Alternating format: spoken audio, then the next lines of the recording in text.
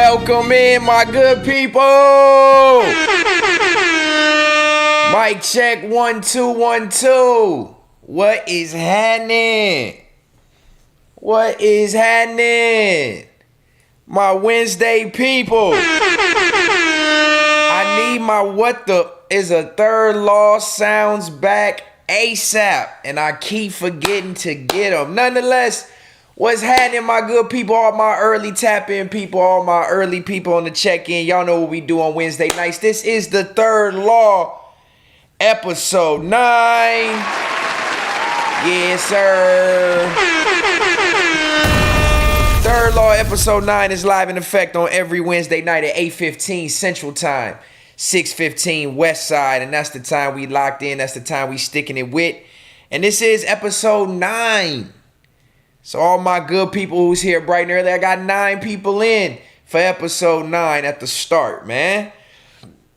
I love it. I love us, as that boy says. Look funny with his head hanging off.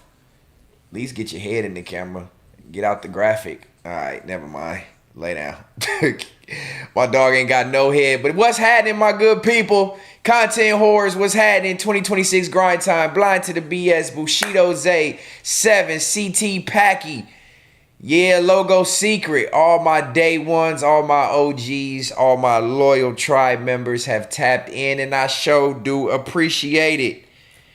I sure do appreciate it. I think tonight I've been trying to update my YouTube page, and I didn't promote it properly. So we're going to allow some time for this to warm up before we really get into the thick of things tonight. But we got a great show on the slate. At least I'm hoping for a great show. I'm going to put on a great show. But the content that we are watching this evening, I'm hoping follows suit and carries with me, and we have great things to react to tonight. As y'all can see from the title of the stream, I've titled it with 3 of the videos of the 5 videos we plan on watching tonight. Teen leaves bodies in dumpster, Unpaid Escort gets revenge, and Atlanta's Wildest jail are 3 of the reactions we will be watching tonight. But we will be doing at least 5. Y'all know I give y'all 5 live reactions every Wednesday night, and then we clip the best ones and we drop them on the page. So shout out to everybody who'll be tuned in on Wednesdays live. If you are watching this live, thank you. If you are watching a rerun, thank you just as much. And if you are watching clips, thank you just as much. I sure appreciate the clip watching, man. That's really important for me. When I drop the clips, I drop them as a premiere. I know a lot of people who tune into me watching me live and don't need to go back and watch the clips. But if you are watching the clips and doubling back and watching those clips, I do appreciate it, man. All viewership matters. Nonetheless, I want to check in with my good people, see if there's anything in these YouTube streets that I have missed that needs addressing. I don't have no messy narratives for y'all tonight. So for the people that's tuning in right now for that, don't worry, we ain't got none of that tonight. We just got good, raw, reactionary content. Oh, by the way, PBP Kilo, what's happening? Wavy Crockett, they all tapping in. Everybody grabbing in here slowly but surely, excuse me. And ready for a good show. I appreciate y'all for giving me y'all time. I know it's depending on what part of the country you in, it's a relatively busy hour. I don't know why I picked this hour to go live, but honestly, it fits my schedule the best, so I'm hoping that y'all can accommodate with me. But nonetheless, if you got something going on and you chose to tune in with your boy Stet, it is appreciated. It is surely appreciated. But as I was about to say, as I sit in my velvet chair with my proper posture, I hope y'all tuned in this past Friday actually it wasn't Friday. I take that back. I hope y'all tuned in this Sunday where we swapped out Context Matters for Game Recognized Game. I did introduce a brand new stream to my people this Sunday. It will not be on Sunday nights. This Sunday was just the first time that I chose to actually launch it. We are regular scheduled programming with Context Matters on Sundays. But this past Sunday, Scotty was out, so we didn't do Context Matters. I thought it was a perfect way to launch Game Recognized Game. You know what I mean? So if y'all have not caught Game Recognized Game, it is my new live gaming stream in which we'll play different games live. I'll game with some of the tribe members. And y'all kick back and watch me play some video games. Now, the reason I decided to do this is because I'm building a network. I'm building a network that will now provide multiple sources of different styles of content. Now, it will all feature me, at least to start. We got a podcast on Sundays with Context Matters. We got a reaction stream on Wednesdays with Third Law. We got Get Creative, an art stream when I have art to work on. And now we have Game Recognized Game as a gaming live stream. So 4 different live streams per week. I'm trying my best to get into this algorithm and find a good niche that will allow every style of live stream to flourish. So these are all things that I like, all things that I'm interested in. I decided, you know what?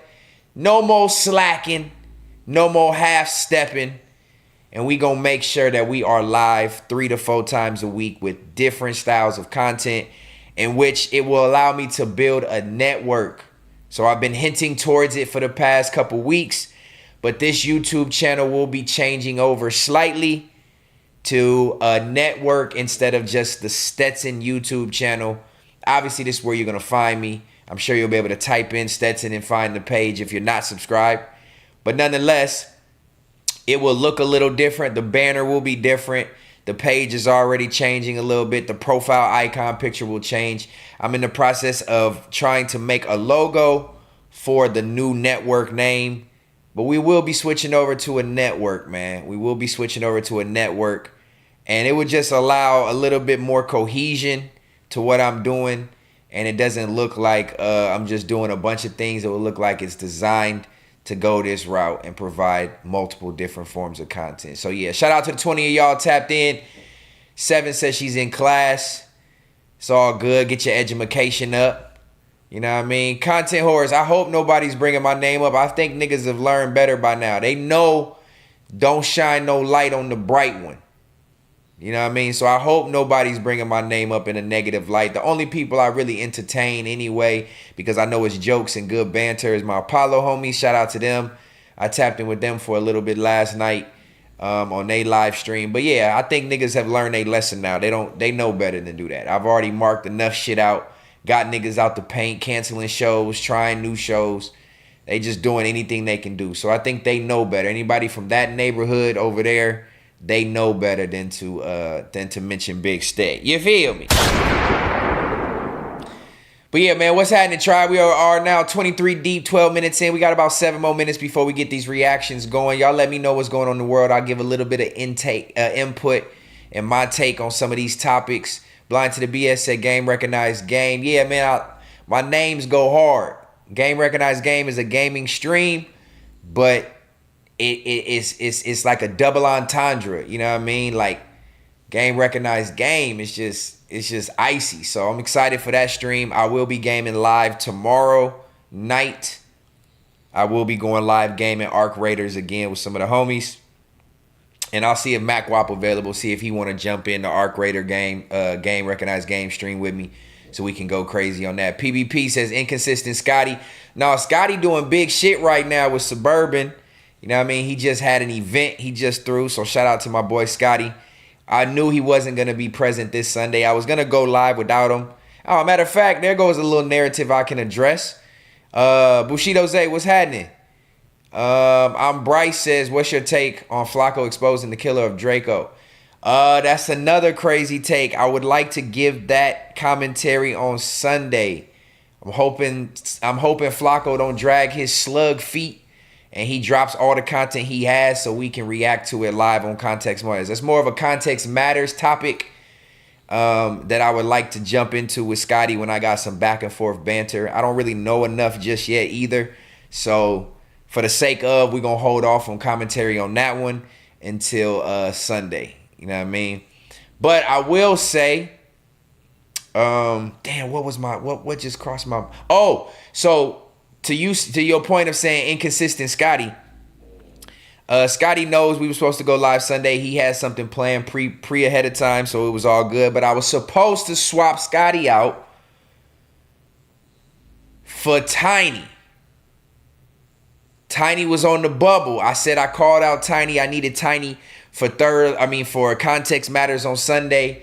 And he decided that because he respectfully declined, because he hadn't went live on the congregation by himself, and he had promised all the good people that he would go live on the congregation live solo stream in March.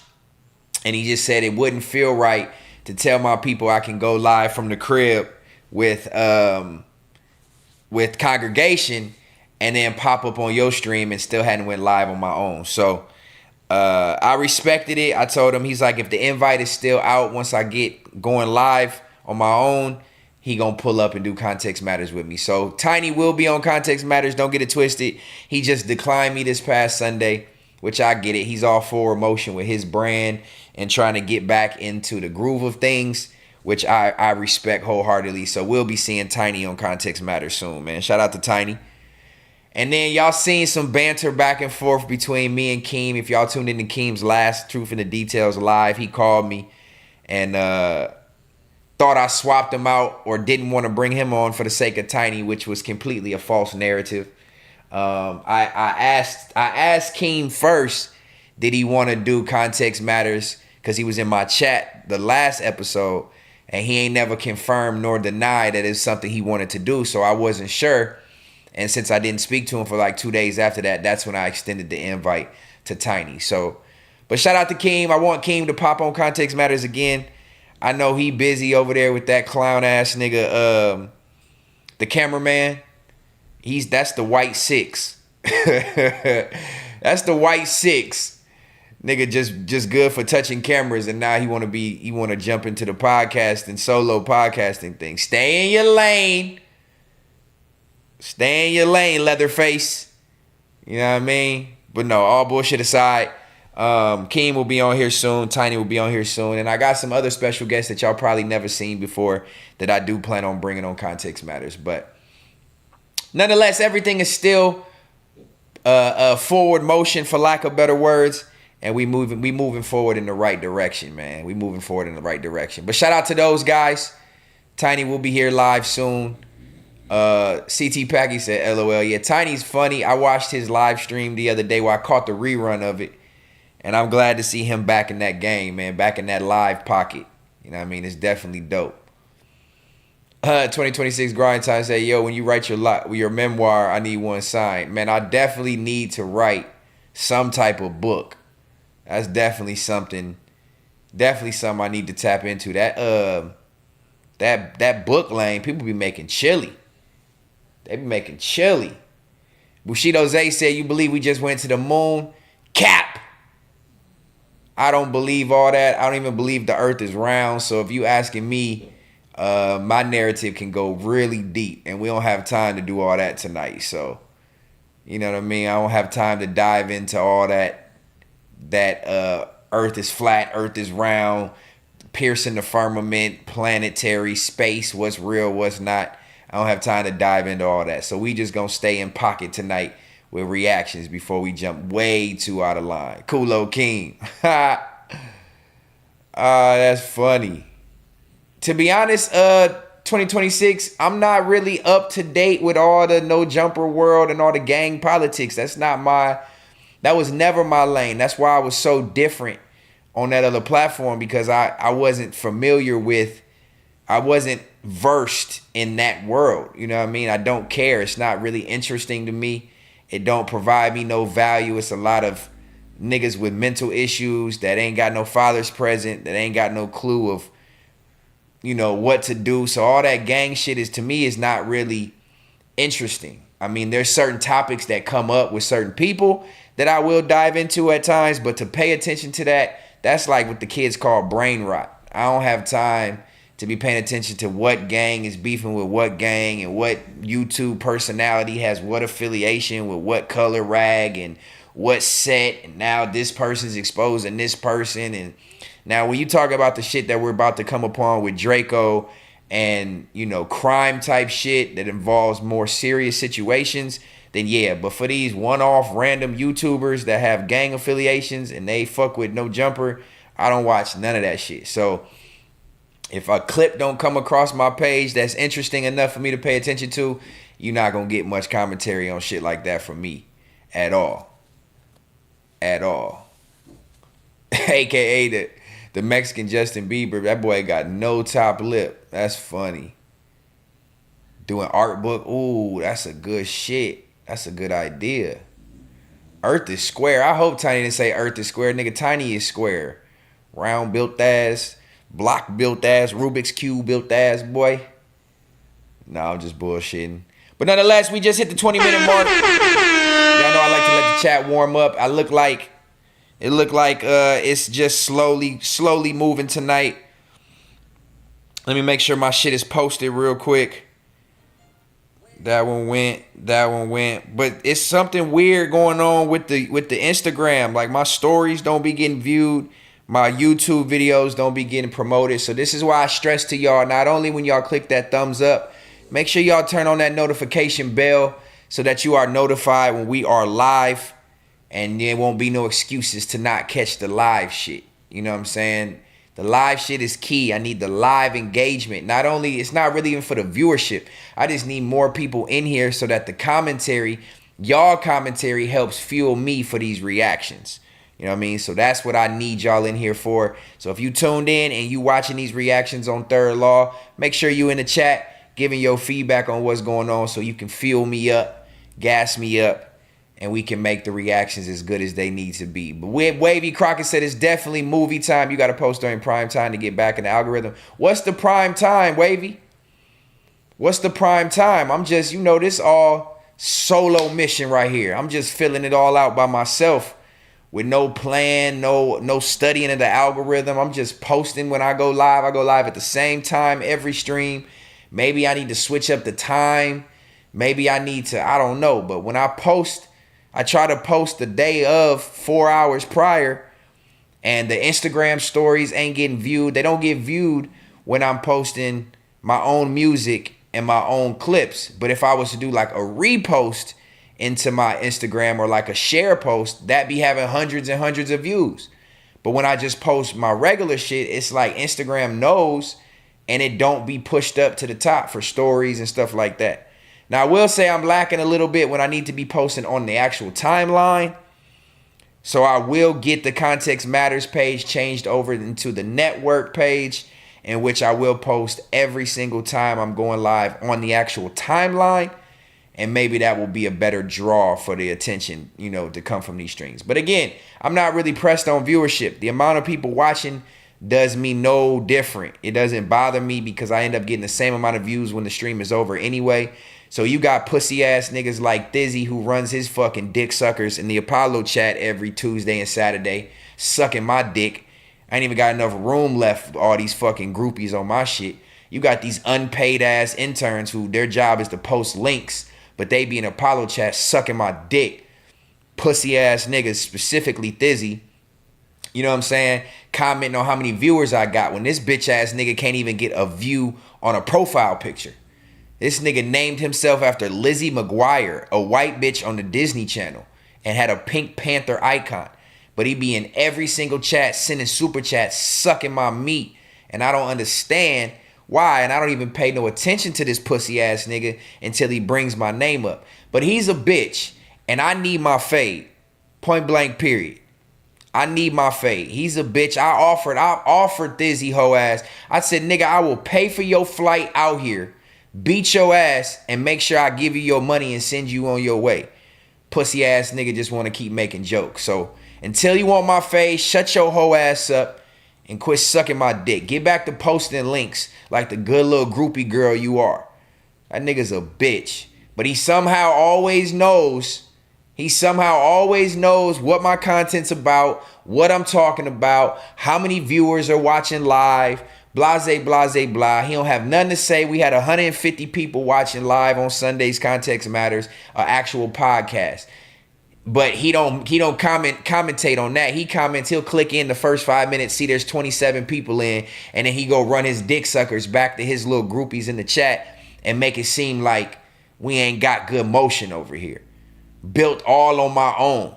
Coming off of a platform where motherfuckers try to smut my name, and you had a bunch of dick suckers following suit, So they got a narrative that they want to run with, and we still doing our shit over here. My YouTube check is better than his paycheck. You know what I'm saying? Bitch ass nigga named Thizzy, his mama should have swallowed him. He's a poor excuse of a man. So tell them to clip this shit and post this shit. Use a bitch, and I don't even know what you look like, but don't let me cross your path. Because there's certain people, right, that don't got no bearings. Don't got no type of motherfucking credentials. Ain't got no type of accomplishments. Nigga don't even have a thumbnail picture. This nigga has the fucking Pink Panther and Future holding stacks of money as his profile picture. This nigga named himself after a fucking cartoon girl from Disney Channel and Future Hendrix. What type of bitch ass nigga is you? You don't even got your own identity. But be in the chat speaking on a nigga with motion that got his own credentials. Every time he get a chance, he runs his fucking dick suckers to get people to try to rally up against me, and it never holds no weight. Anything he say don't ever hold no weight. You know what I'm saying? You said you blocked them, Seven. I don't even know how to block niggas to do all that. And to me, I don't like blocking people. I really don't give a fuck. I don't care to block nobody. You know what I mean? I don't care about none of that shit. You know what I mean? I don't care to block people. I'm going to let you say what you got to say. And I'm one of them people, I'm going to talk right back in the chat. I don't give a flying fuck. It ain't nobody in this world that's going to say something about me that I feel like I want to respond to. And I'm going to be like, I'm bigger than that program, so I'm not going to respond. No, bitch ass nigga. If you in the chat, I don't care if you know profile picture or picture. You speak on me and you got something to say on me, I'm going to type right back in that bitch and clown you and address your narrative every single time. Nigga, that shit don't faze me. That shit is pastime for me. Niggas realize I don't go clock into a day job. I got the time, nigga. When my niggas is live, I got the time. So y'all let Thizzy's puss ass know. Stop running his mouth before I punch him in it. Talking about he's in Oakland. Well, bitch ass nigga, DM me. I will buy your flight to Houston, beat your ass, and send you right back. Nigga. Y'all act like niggas act like Stet got some type of fear in his heart. I ain't never had no fear in my heart, not one time. Anybody y'all got this narrative about talking about they wanted to fade? Nobody ever wanted to fade in my face. Niggas never, not one time. Anybody y'all want to run with that narrative with was popping they fucking gums in Discords and popping they fucking gums in other people's streams. They ain't never say that shit to me. Ain't never come directly to me. Ain't never asked to pull up on me. Not one time. Can't nobody prove it. So for all that narrative is tired. Tell Thizzy I need my fade. Tell Pun I need my fade. And I would beat the fuck out of Dejana Man, but it's not, that don't really worth it for me. Y'all seen his video hitting that fucking punching bag. That's a waste of my time. That's a waste of my time. And Pun's a pussy too. He can't even walk right. Geriatric walking ass nigga. And before you know it, he gonna have them fucking shoes with Velcro across the top. He's a bitch. He can't even walk. He's hunchback, knock knees, sloppy belly, slow moving ass nigga. He can't even get up off the couch. And this is somebody y'all want me to fade? Stop it. He's been a bitch, will always be a bitch, and everything he creates fails. So fuck out of here. That's my narrative on that. I don't really like to get into that type of shit, but since y'all got me going, I just had to get going. You know what I mean? I just had to, man, fuck Thizzy and his mom. Punk ass bitch. He's a pussy. Like I said, he'd have been better off being swallowed. Nigga need father figures in their lives. But all right, let me tap in with my chat and we gonna get into his reactions. It's almost 30 minutes in. I spent an extra 7 minutes dissing pussy niggas, and I don't be wanting to waste my stream on niggas like that. You know what I mean? But this is reactionary at the beginning before we get into the reactions of the videos we watch. So I guess it's worthy of a little bit of shots fired.